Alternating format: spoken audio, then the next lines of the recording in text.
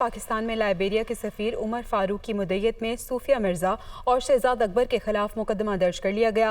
मुकदमे में सरकारी कागजात में रद्दोबदल करने और फ्रॉड की दिफात शामिल की गई हैं। FIA ने बेबुनियाद और मनगढ़ंत फर्जी वक़्वा बनाकर फ्रॉड किया, मुकदमे का मतन ये बता रहा है। इस मुकदमे से मुतालिक मज़ीद तफसीलात जान लेते हैं। कमरुल मुनव्वर हमारे साथ मौजूद हैं। जी कमर।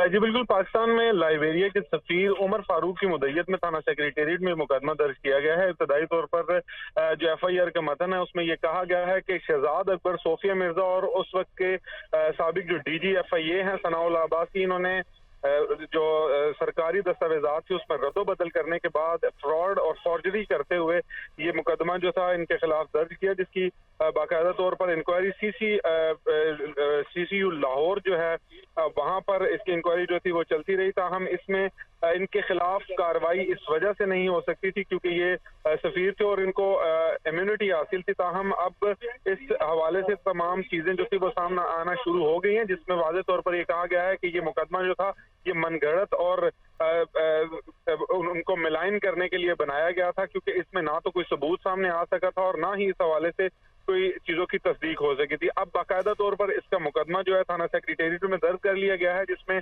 5 दफात जो है वो शामिल की गई हैं, जिसमें 420 यानी फ्रॉड करना शामिल है। इसके अलावा 467 और 468 जो है उसमें ये बताया गया है कि सरकारी दस्तावेजात जो थी उसमें रद्दोबदल किया गया और उनको रद्दोबदल करके फॉर्जरी की नीयत से उनको मुकदमा दर्ज कर लिया गया है। बहुत शुक्रिया कमरुल मुनव्वर अपडेट करने के लिए।